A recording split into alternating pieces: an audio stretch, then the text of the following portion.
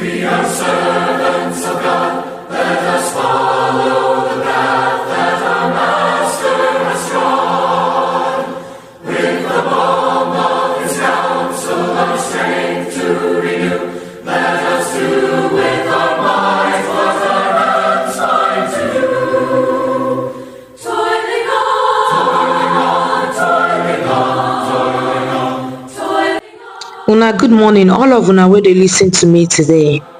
My name na Williams Glory, and I bring una the Open Heavens on the Go for Pidgin.